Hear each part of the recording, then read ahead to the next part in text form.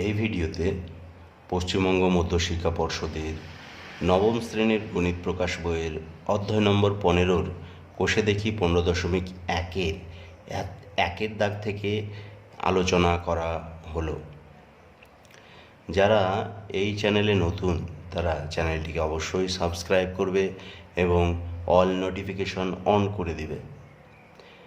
পাশাপাশি বন্ধুদের মধ্যে এই ভিডিওগুলো শেয়ার করে দেবে এবং তাদেরকেও চ্যানেলটিকে সাবস্ক্রাইব করার পরামর্শ দেবে। আমার পাশে থেকে চ্যানেলটিকে তোমরা দীর্ঘজীবী করার ব্যাপারে আমাকে উৎসাহিত করবে। চলো কথা না বাড়িয়ে ভিডিওটি শুরু করা যাক। 15.1-এর দাগে যে প্রশ্নটি করা হয়েছে তাতে বলা হয়েছে যে একটা দেখো এখানে কি দেওয়া আছে, একটা বর্গাকার চিত্র আছে, তার সঙ্গে লাগোয়া একটা বারান্দার আয়তাকার চিত্র আছে এবং বারান্দা লাগোয়া আরেকটা আয়তাকার চিত্র আছে যেটা পড়ার ঘর। এই বর্গাকার জমিটা হলো বাগান আর এই আয়তাকার জমিটা বারান্দা এবং এই ছোট্ট আয়তাকার জমিটা হচ্ছে পড়ার ঘর। তো এই বর্গাকার জমির যে বাগানের দৈর্ঘ্য সেটা হচ্ছে 20 মিটার এবং প্রস্থও 20 মিটার। এই বারান্দাটার প্রস্থটা হচ্ছে 5 মিটার আর দৈর্ঘ্যটা হচ্ছে 10 মিটার। এই পড়ার ঘরের যেহেতু এই দেখো এই রেখাটা আর এই রেখাটা একই মাপের, তাহলে এইটা যদি 5 মিটার হয় তাহলে এইটাও 5 মিটার হবে আর দৈর্ঘ্য হবে 6 মিটার। এবার এই চিত্র থেকে কিছু প্রশ্ন করা হয়েছে, সেগুলি হলো 1 নম্বর দাগের 1-এর প্রশ্নটায় বলা হয়েছে কামালদের বাগানের ক্ষেত্রফল হিসাব করে লিখি। দেখো কামালদের বাগান হচ্ছে এইটা, এর ক্ষেত্রফল বের করতে হবে। তো আমরা জানি যে ক্ষেত্রফল বের করতে গেলে দৈর্ঘ্য আর প্রস্থকে গুণ করে দিলে এর ক্ষেত্রফল বেরিয়ে যায়। তাহলে এই প্রশ্নটা খুব সহজেই সমাধান হয়ে যাবে। তারপরে বলছে 2-এর দাগে বা 1 নম্বর প্রশ্নের 2-এর দাগে বলা হচ্ছে প্রতি বর্গমিটারে 30 টাকা হিসেবে কামালদের বারান্দার মেঝে মেরামত করতে কত খরচ হবে হিসাব করে লিখি। দেখো কামালদের বারান্দার কথা বলা আছে, বারান্দা অর্থাৎ এই ঘরটা, এটা 30 টাকা হিসাবে প্রতি বর্গমিটারে 30 টাকা হিসাবে এর মেরামত করবে। তো 30 টাকা খরচ হবে প্রতি বর্গমিটারের জন্য। তাহলে আমাদেরকে দেখতে হবে যে এই বারান্দাটার ক্ষেত্রফল কত। তাহলে এখানেও দৈর্ঘ্য আর প্রস্থ গুণ হয়ে যাবে, তাহলে এর ক্ষেত্রফল বেরিয়ে যাবে। তারপরে সেই ক্ষেত্রফলের সঙ্গে টাকাটা গুণ করলেই এটার উত্তর চলে আসবে। পরের প্রশ্নটা দেখা যাক কি বলা হচ্ছে। 1 নম্বর প্রশ্নের 3-এর দাগে বলছে পড়ার ঘরের মেঝেতে টালি বসাতে চায়। এই পড়ার ঘরটা, এই প্রতিটি টালি হচ্ছে 25 সেমি ইন্টু 25 সেমি হয়। তাহলে টালি বসাতে কতগুলো টালি লাগবে হিসাব করি। তাহলে চলো একের পর এক প্রশ্নগুলোর সমাধান করে দিই। তাহলে চলো শুরু করি। কোষে দেখি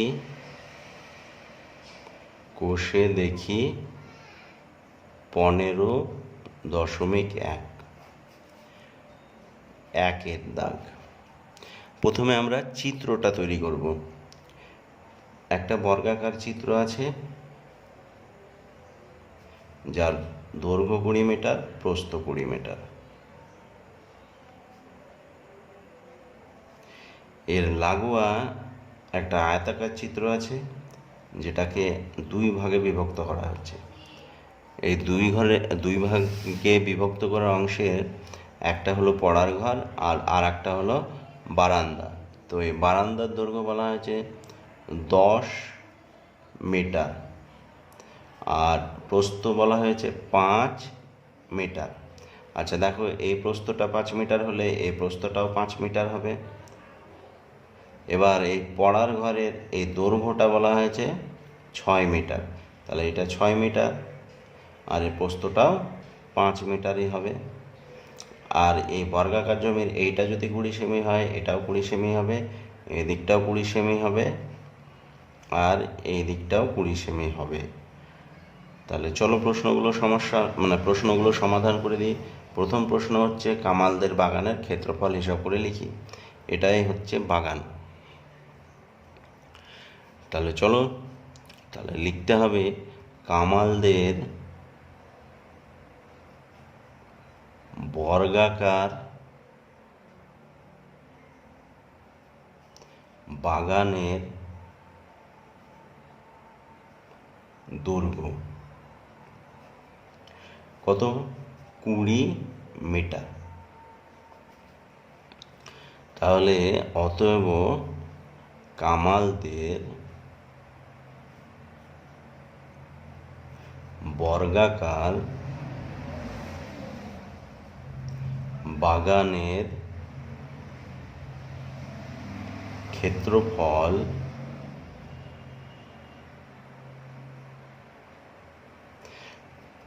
সমান সমান বাহু গুণিত বাহু বর্গ মিটার।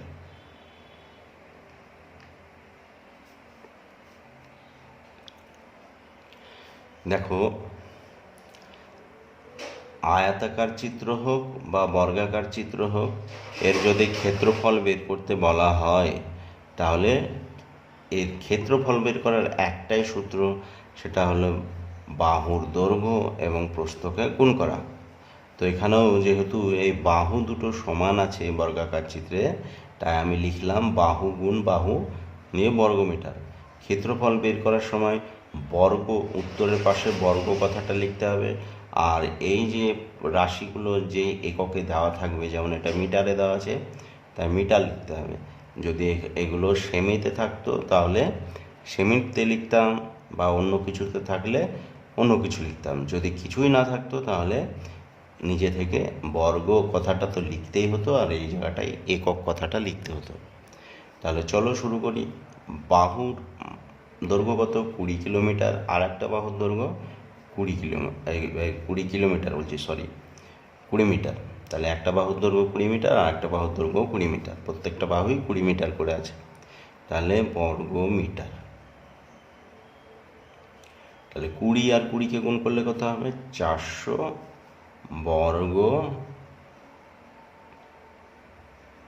মিটার। এটা হলো কামালদের বর্গাকার বাগানের ক্ষেত্রফল, যেটা চেয়েছিল তার অ্যান্সার। তাহলে 1 নম্বর প্রশ্নের অ্যান্সার আমরা সহজেই করে ফেললাম। 2 নম্বর প্রশ্নে বলা হয়েছে 30 টাকা হিসাবে বারান্দার মেঝে মেরামত করবে। তো বারান্দা এইটা, এর মেঝের এইটা হবে, অর্থাৎ মেঝের ক্ষেত্রফল। তাহলে আমরা লিখব বারান্দার, এটা একেরটা, এবার 2-এরটা। বারান্দার মেঝের দৈর্ঘ্য, বারান্দার মেঝের দৈর্ঘ্য কতটা? না হলে 10 মিটার।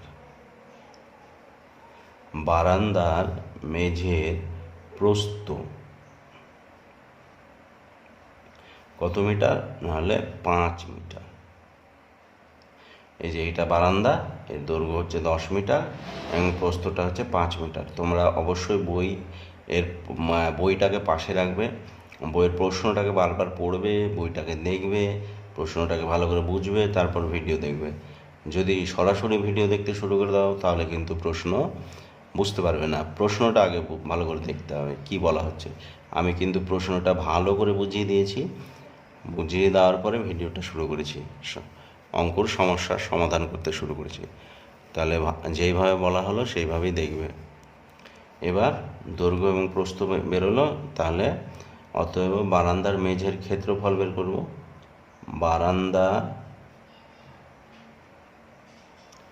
মেঝের ক্ষেত্রফল সমান সমান, এখানে বারান্দাটা কিন্তু আয়তাকার, তাই তো?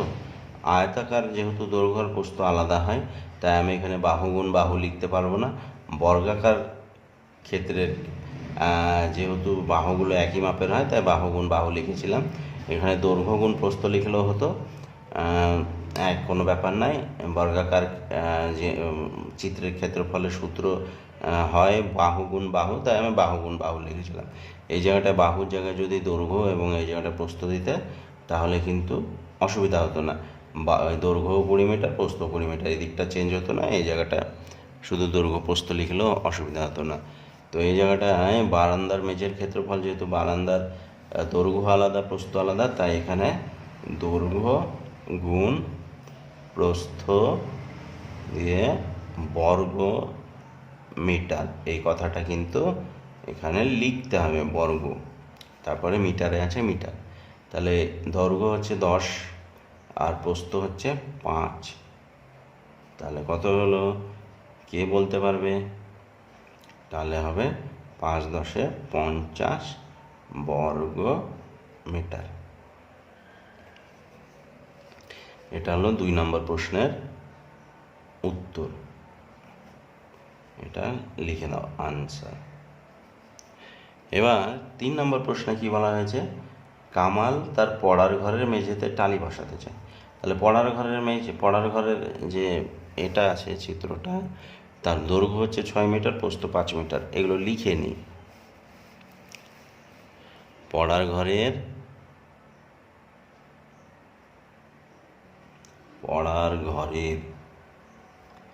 মেঝের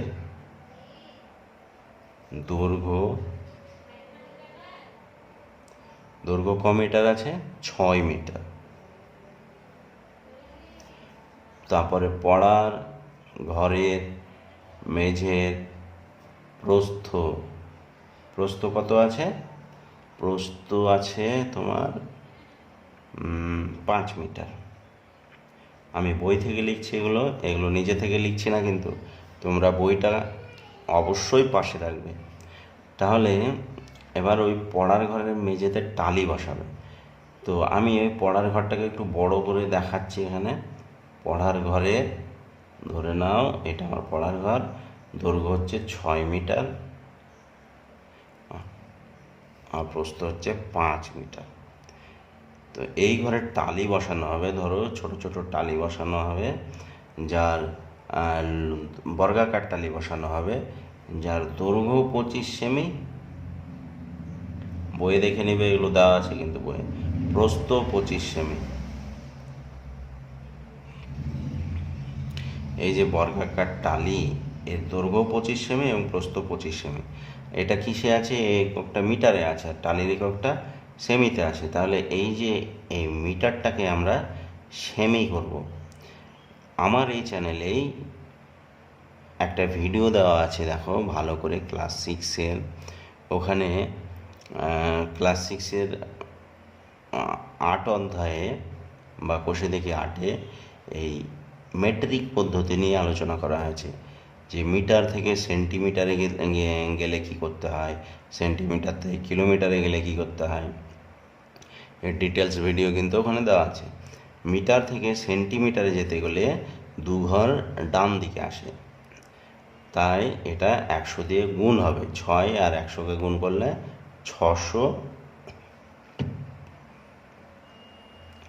সেমি হয়ে গেল। আর প্রস্থটা 5 মিটার আছে, এটাকেও সেমিতে নিয়ে আসবো, যেহেতু টালিটা সেমিতে আছে, তাই আমরা এই মেঝের দৈর্ঘ্য প্রস্থটাকেও সেমিতে নিয়ে আসবো। তাহলে 5 মিটার সমান 500 সেমি। এবার কি বলা হলো? যে পড়ার ঘরের মেঝের ক্ষেত্রফল সমান 600 গুণ 500 বর্গ মিটার। এবার দেখো 600 গুণ 500 মানে 5 × 6 = 30, আর এদিকে 2 জিরো, এখানে 2 জিরো, অর্থাৎ 4টে জিরো, বর্গ মিটার। আশা করি তোমরা বুঝছো, ভালো করে এনজয় করছো ভিডিওগুলো। আমার চ্যানেলে প্রতিদিন তোমরা দেখবে নতুন কোনো আপডেট এসছে কিনা, কেননা আমি প্রতিদিনই তোমাদের জন্য 3-4টে করে ভিডিও তৈরি করি এবং আপলোডও করে দিই। তাহলে এত বর্গমিটার। এবার আমরা যে টালি বসানো হবে তার দৈর্ঘ্য লিখব। পড়ার ঘরে যে টালি বসানো হবে তার ক্ষেত্রফল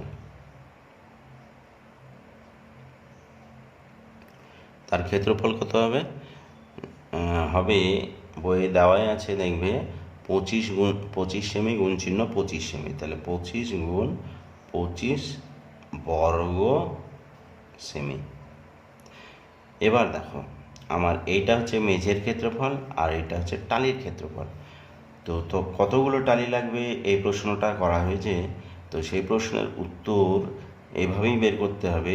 ধরো তোমার এই সংখ্যাটার ভিতর এই সংখ্যাগুলো, এই যে 25 আর 25-এর গুণফল হচ্ছে 625। আমি ওটা লিখলাম না, কেননা আমি সংখ্যাটাকে বড় না করে এই ছোট ছোট সংখ্যা দিয়ে কাজটা চালিয়ে নেব, তাই করলাম না।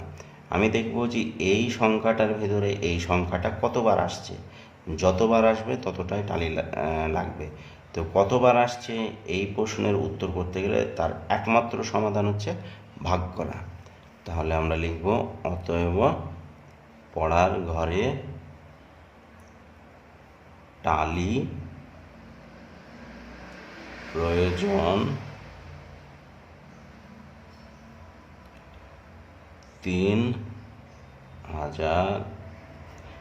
30,000 বাই 25 গুণ 25 টি। এবার কিন্তু টি লিখবো, কেননা আমরা টালি কটা লাগবে সেটা বের করছি। তাহলে 25 দিয়ে এটাকে যদি 5 দিয়ে কাটি, 5 5 25 আর এটা 5 6 30, তাহলে কটা জিরো বাঁচলো? 1 2 3 4, 4টা জিরো দিয়ে দাও।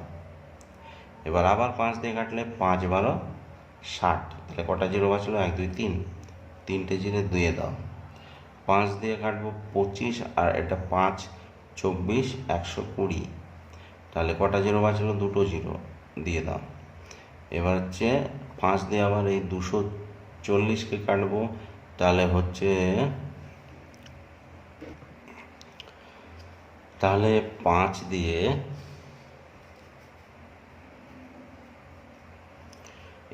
দিয়ে এই সংখ্যাটা কাটলে হবে 48, আর একটা জিরো বাঁচলো, এটা দিয়ে দাও। তাহলে শেষ পর্যন্ত দাঁড়ালো 480টি।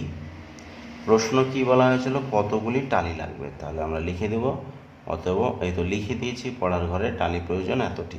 তাহলে আর এক্সট্রা লেখার দরকার নেই, আমার আনসার হয়ে গেল। আশা করি তোমরা খুব ভালো করে বুঝেছো ব্যাপারটা। তাহলে এতক্ষণ পর্যন্ত এই ভিডিও দেখার জন্য তোমাদেরকে অসংখ্য ধন্যবাদ।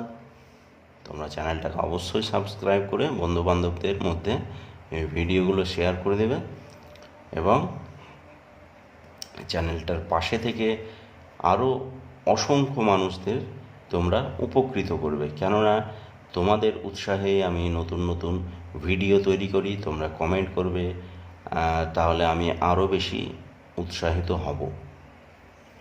ভালো থেকো, সুস্থ থেকো, ধন্যবাদ।